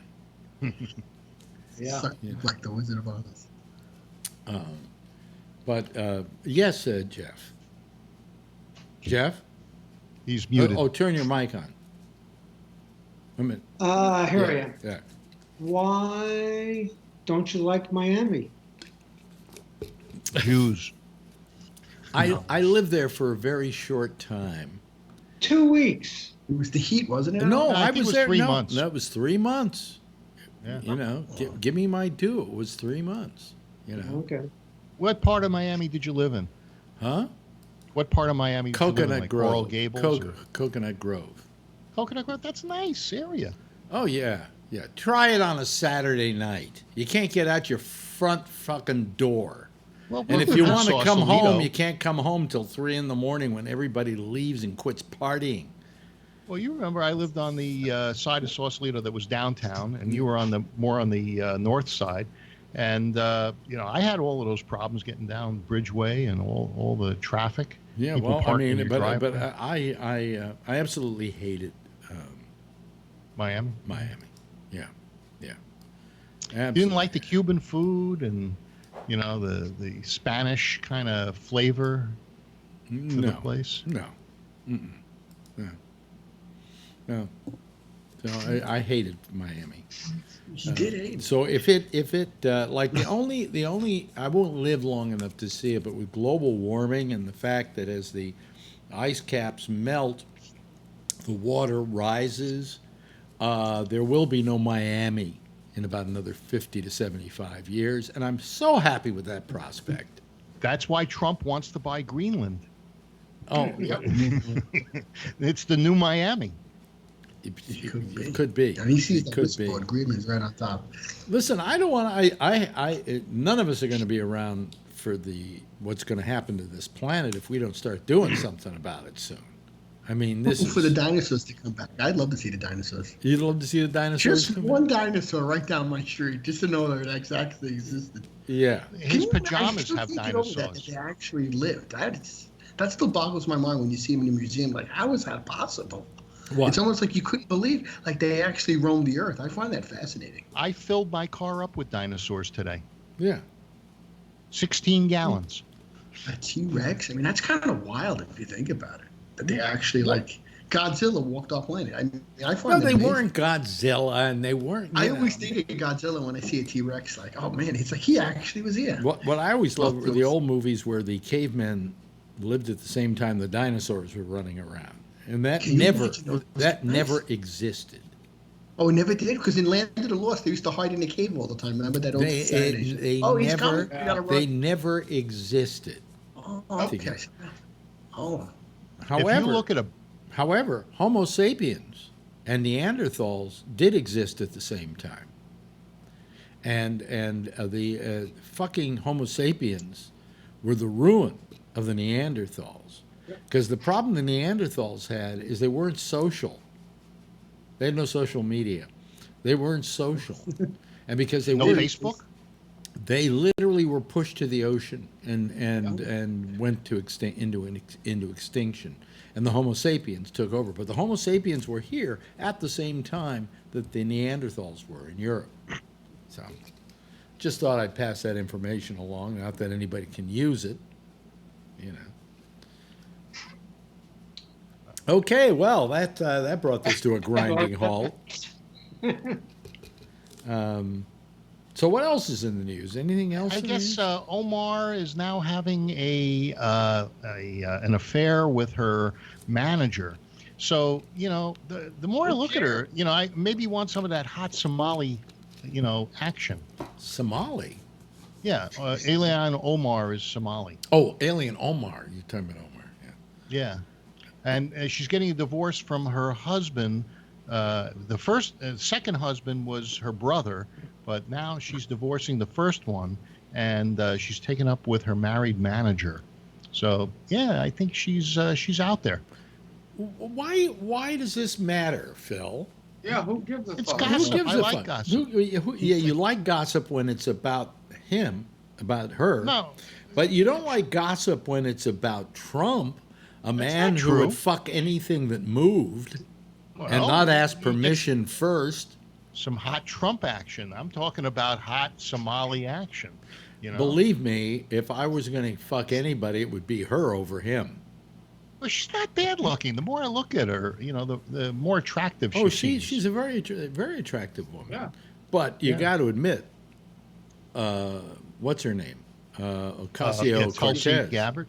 No, Ocasio-Cortez. Yeah, she's attractive. Is pretty hot stuff. Yeah. Am I being sexist here? Am I being... Yes. Will the Me Too people write about me and say, how can he... If they listen. Let me add that she's also very accomplished. Yeah. But she's also very hot. And one of the things that makes her hot to me is that she's accomplished. Yep. Okay? How's that? Did I just save myself? Yeah, I think that helped. Oh, what okay. is she accomplished in? What? What's she accomplished in? What's she accomplished in? I think she's very well read. I think she's very well spoken. I think before she goes, she does something that your boy doesn't do. Before she goes into some kind of hearing or whatever, she does a great deal of reading on the subject matter before she goes in, so she knows what the questions are that you should ask. Oh, so she doesn't like taking them off the cuff like Trump does, being transparent. Oh yeah, well he's a great ad-lib artist, isn't he? Never gets himself into any trouble. Always says all the right stuff. Yeah. He's like guys from Queens. Yeah. I wonder if you push him enough. What's funny is they're talking about Biden all the time, and they talk about how all his gaffes.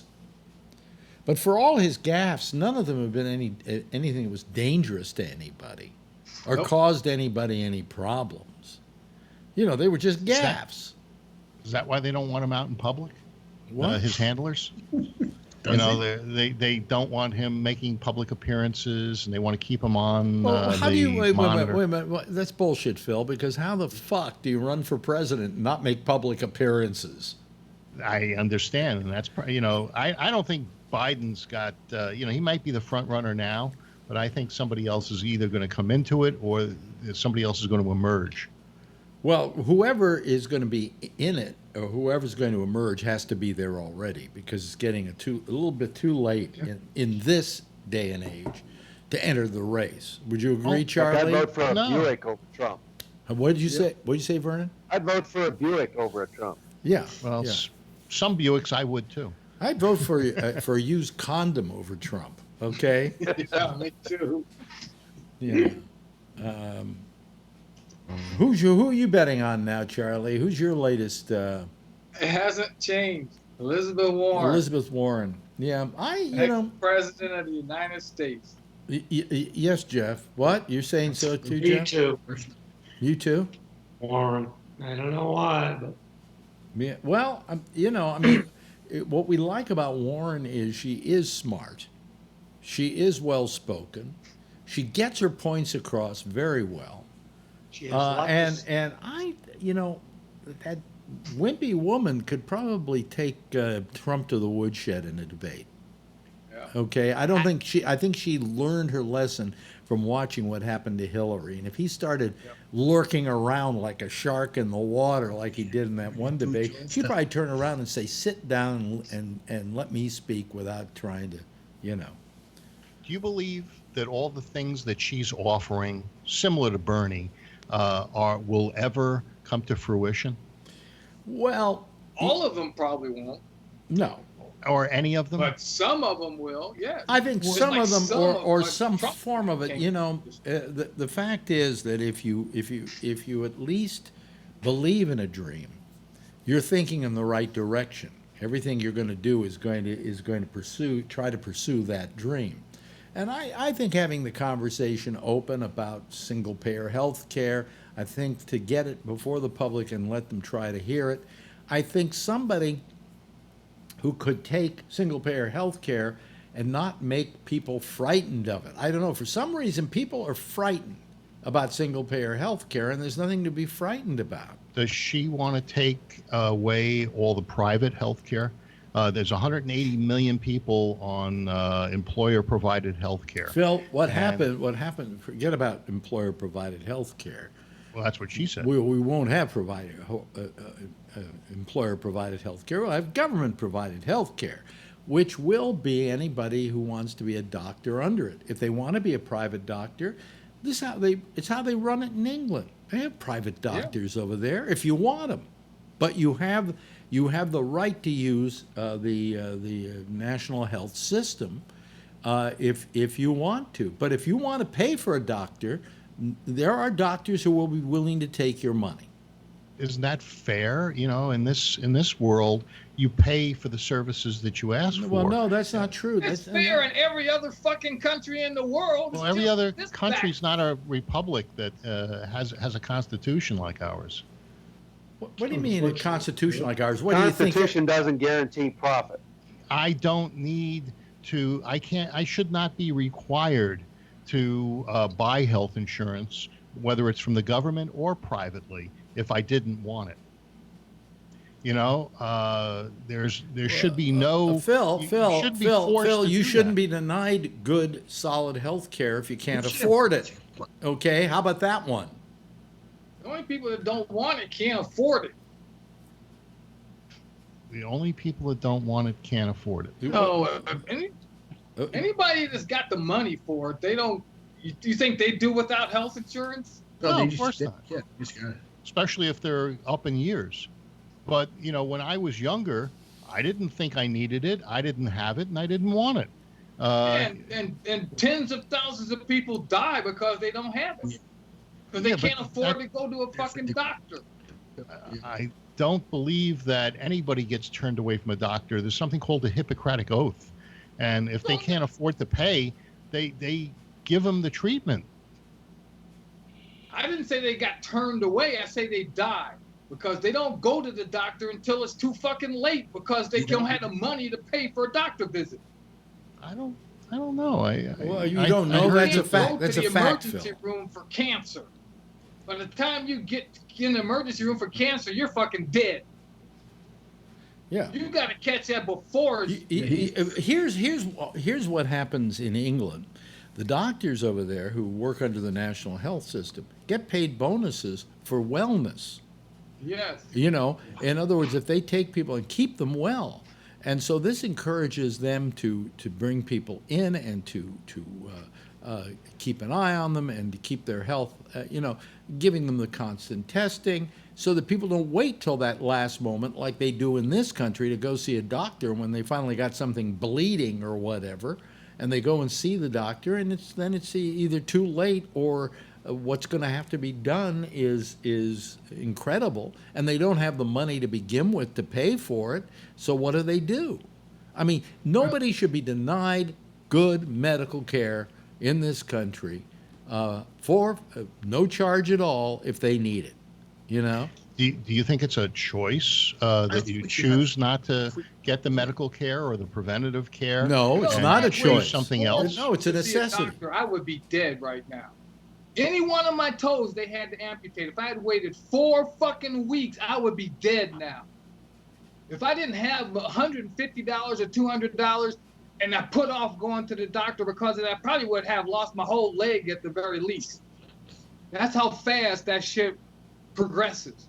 I'm just not sure that this person couldn't go and get checked out. Hey, the bottom of my foot is got something going on. Phil, that's not what he's saying. What he's saying is, yes, people will go to the doctor when it's bad enough. When it's bad enough, by that time it's too late. Right. But Charlie, you were being watched during the whole process, right, to see how it was going. Right, because I had health insurance. The minute my foot got the blister, I went to see the foot doctor. Wow, I see.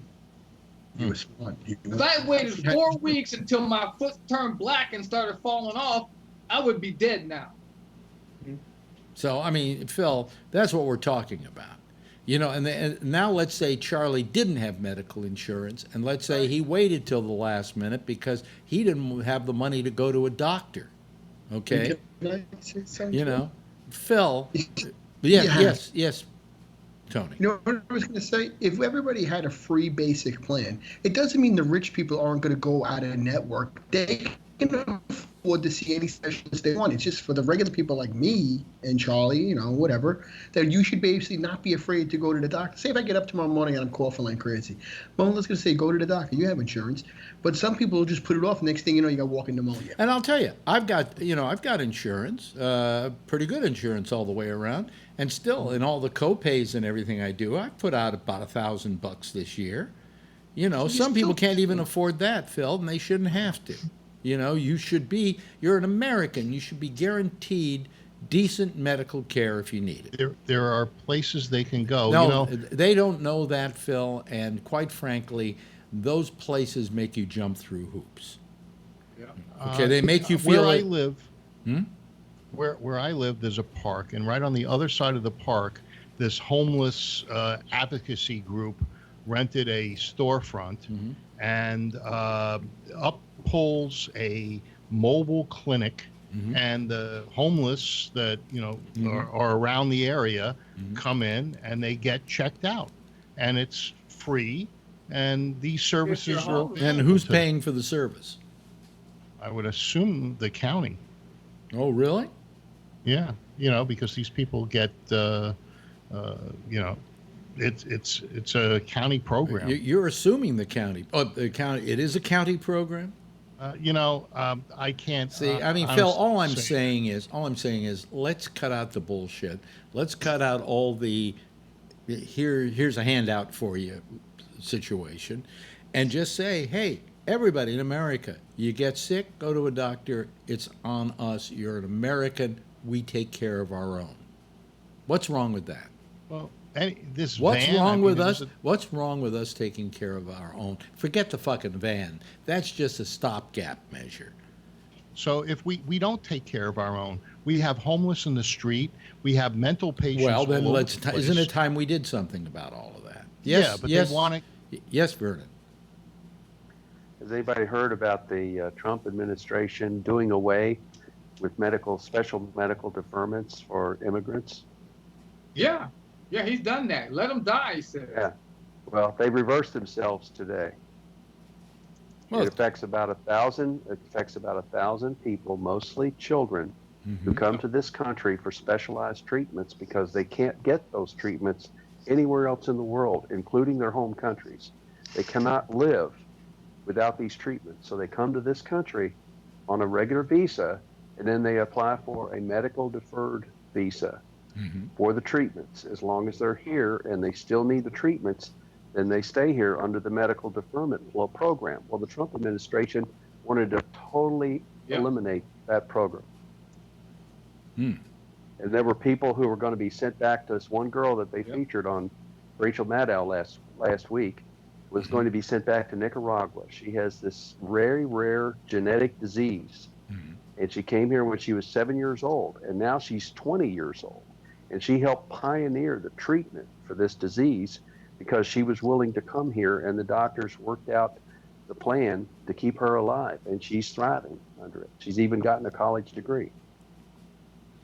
Well, here, we like to think of ourselves as one of the most progressive countries in the world, and yet we're one of the very few we're the only industrialized country that doesn't have single-payer health care. Yep. The only other country that doesn't have it is China. Okay, and I've never been able to figure that one out because you're a communist country. I figured, hey, they would have health care, right? Does Hong Kong have single payer? It's China. Yeah, well, it's China, but Hong Kong operates separately. It's China. It used to be under the UK, so I would imagine they do. Yeah, it was set up before China took it over. I don't know if they got rid of it or not, but it used to have single payer. Yeah. Well, all I know is my wife gets paid by the taken care of by the Chinese, and they have medical care, but they don't have some kind of single payer health care. It's insurance companies. China does not have single payer health care. So and tomorrow, yeah, you're not going to have Phil to kick around. He's got Photo Club. Well, that's good. That's where you beat up on the old people with your photos. Yes. Yeah. Hey, listen, it's time for us to get the fuck out of here. Thanks, Vernon. Appreciate it. Love having you here. Thanks for calling early, so you don't forget.